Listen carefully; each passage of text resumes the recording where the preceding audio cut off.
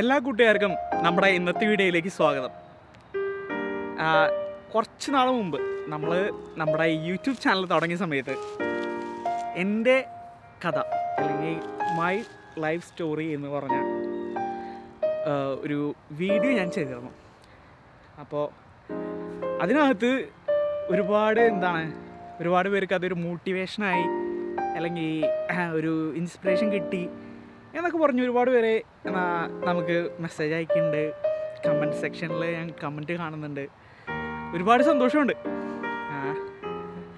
അപ്പോൾ ആ ഒരു വീഡിയോ ഇൻസ്പയർഡായിട്ടാണ് ഞാനിപ്പോൾ ഇന്ന് ഈ വീഡിയോ ചെയ്യുന്നത്. എൻ്റെ പ്രായത്തിലുള്ള എൻ്റെ അനുജിത്തിമാർക്കും ടീനേജേഴ്സ് അവർക്ക് വേണ്ടിയാണ് ഈ വീഡിയോ ചെയ്യുന്നത്. അപ്പോൾ വീഡിയോയുടെ ടോപ്പിക് എന്താന്ന് പറഞ്ഞാൽ, എൻ്റെ ലൈഫിൽ നിങ്ങൾ ആ സക്സസ് കണ്ട പോലെ തന്നെ എൻ്റെ മാരീഡ് ലൈഫിൽ ഒരു സക്സസ് സ്റ്റോറി ഉണ്ട്. അത് ഷെയർ ചെയ്യാൻ വേണ്ടിയിട്ടാണ് ഇന്ന് ഈ വീഡിയോ ചെയ്യുന്നത്. ഒരിക്കൽ കൂടി എല്ലാവർക്കും വീഡിയോയിലേക്ക് സ്വാഗതം. നമ്മൾ ഈ ടീനേജേഴ്സിൽ പറഞ്ഞാൽ നമുക്ക് പലപ്പോഴും നമ്മുടെ ഓപ്പോസിറ്റ് സെക്സിനോട് ഇഷ്ടം, സ്നേഹമൊക്കെ തോന്നും. ചിലപ്പോൾ പലപ്പോഴും പലരുടെയും അത് വഴിവിട്ട രീതിയിൽ പോകാറുണ്ട്.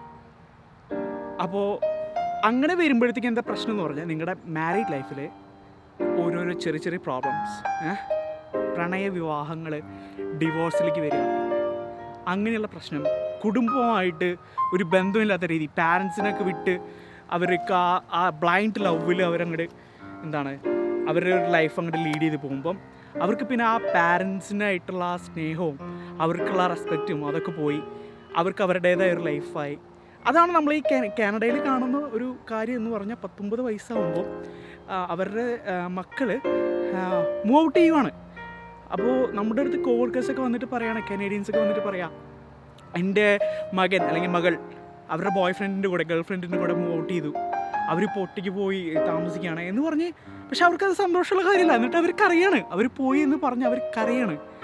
അപ്പോൾ കനേഡിയൻ കൾച്ചറിൽ അല്ലെങ്കിൽ യൂറോപ്യൻ കൾച്ചർ, നോർത്ത് അമേരിക്കൻ കൾച്ചറിൽ ഇങ്ങനെ അവരുടെ പാരൻസിനെ ഹേർട്ട് ആവുന്നുണ്ടെങ്കിൽ, എത്രയോ പാവനമായ നമ്മുടെ ഇന്ത്യൻ ഭാരതീയ കൾച്ചറിൽ നമ്മുടെ പാരൻസിനെ എത്രമാത്രം അത് അവരെ വിഷമിപ്പിക്കുന്നുണ്ടാവും.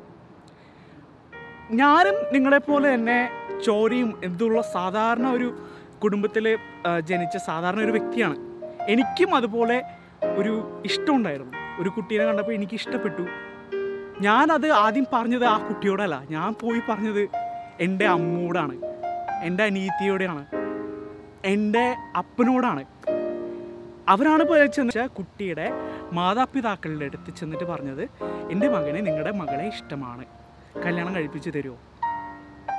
അവർ സമ്മതിച്ചു. അവരെത്രയോ നല്ല രീതിയിൽ ഇപ്പോഴും ഞങ്ങളുടെ രണ്ട് ഫാമിലീസും തമ്മിൽ എന്തൊരു ഐക്യത്തിലാണ് പോകുന്നത്, എന്തൊരു സന്തോഷമാണ്. കല്യാണം കഴിച്ച ഫസ്റ്റ് ഡേ പോലെ തന്നെ ഞാനും ഇപ്പോഴും എൻ്റെ വൈഫും ഒരുമിച്ച് സന്തോഷമായൊരു വിവാഹ ജീവിതം ഞങ്ങൾക്കുണ്ട്. അപ്പോൾ പ്രണയിക്കുമ്പോഴുള്ള പ്രശ്നം എന്താണെന്ന് പറഞ്ഞാൽ, നിങ്ങൾ നിങ്ങളുടെ ഏറ്റവും ബെസ്റ്റ് മാത്രമാണ് അപ്പോൾ ആ കുട്ടിക്ക്, അല്ലെങ്കിൽ നിങ്ങൾ പരസ്പരം കൈമാറുന്നത് നിങ്ങളുടെ ഏറ്റവും ബെസ്റ്റ് ക്യാരക്ടേഴ്സ് ആയിരിക്കും. ഒരിക്കലും നിങ്ങളുടെ വേഴ്സ്റ്റ് ക്യാരക്ടർ ഒരിക്കലും പ്രണയിക്കുന്ന സമയത്ത് നിങ്ങൾ കാണിക്കില്ല, അല്ലെങ്കിൽ നിങ്ങളറിയില്ല. പ്രണയം കഴിഞ്ഞ് വിവാഹ ജീവിതത്തിലേക്ക് വരുമ്പോൾ, അയ്യോ ഈ ആൾ ഞാൻ പ്രണയിച്ച പോലെ അല്ലായിരുന്നു, അല്ലെങ്കിൽ ഈ ആളെ ഞാൻ നേരത്തെ കണ്ട വ്യക്തിയല്ല, ആൾ ഡിഫറെൻ്റാണ്, ഞങ്ങളുടെ ലൈഫ് ഇനി മുന്നോട്ട് പോകാൻ പറ്റില്ല, ഞാൻ ഇങ്ങനെയായിരുന്നെങ്കിൽ ഞാൻ ഈ വ്യക്തിയെ കല്യാണം കഴിച്ചിട്ടേ ഇല്ല. നിങ്ങൾ ഇഷ്ടപ്പെട്ടോ, നിങ്ങൾ സ്നേഹിച്ചോ, നിങ്ങളുടെ മാതാപിതാക്കളോട് പറയുക, നിങ്ങളുടെ ഏറ്റവും വേഴ്സ്റ്റ് ക്യാരക്ടർ എന്താണെന്ന് നിങ്ങൾ പരസ്പരം കൈമാറുക. എന്നിട്ട് നിങ്ങൾക്കത് ഇഷ്ടപ്പെട്ടുവാണ്, നിങ്ങൾക്ക് ആക്സെപ്റ്റ് ചെയ്യാൻ പറ്റുവാണെന്നുണ്ടെങ്കിൽ നിങ്ങളുടെ മാരീഡ് ലൈഫ് അത്രയും സൂപ്പറായി പോകും. നമ്മുടെ നാട്ടിൽ പ്രണയവിവാഹങ്ങൾ പലപ്പോഴും പരാജയത്തിൽ ചെന്നപ്പെടുന്നതിൻ്റെ ഒരു പ്രധാന കാരണം എനിക്ക് തോന്നുന്നത്, ഞാനൊരു അനലൈസ് ചെയ്തിട്ടുള്ള, റിസർച്ച് ചെയ്തിട്ടുള്ള, എനിക്ക് തോന്നിയൊരു കാര്യം നിങ്ങളോട് പങ്കുവെച്ചതെന്ന് മാത്രം. എൻ്റെ ലൈഫിൽ ദൈവം എനിക്ക് ചൊരിഞ്ഞ ഒരു അനുഗ്രഹം, അല്ലെങ്കിൽ തന്നൊരു അനുഗ്രഹത്തിൻ്റെ അതിൻ്റെ അടിസ്ഥാനം എന്താണെന്ന് ഞാൻ മനസ്സിലാക്കിയത് കൂട്ടുകാർക്ക് വേണ്ടി ഞാൻ പങ്കുവെച്ചെന്ന് മാത്രം. ഇത് നമ്മുടെ തീർത്തും ഓഫ് ദ ടോപ്പിക്കാണ്. ആർക്കെങ്കിലുമൊക്കെ പ്രയോജനമാവട്ടെ എന്ന് ഇങ്ങനെ ഇരുന്നപ്പോൾ ഒരു തോട്ട് വന്നു. ഓൺ ദ സ്പോട്ട് ഞാനിത് എൻ്റെ ഫാദർ ഇൻ ലോ എൻ്റെ കൂടെയുണ്ട്, ഫാദർ ഇൻ ലോനെ വിളിച്ചിട്ട് വന്നിട്ട് വീഡിയോ ചെയ്തു, അത്രയേ ഉള്ളൂ.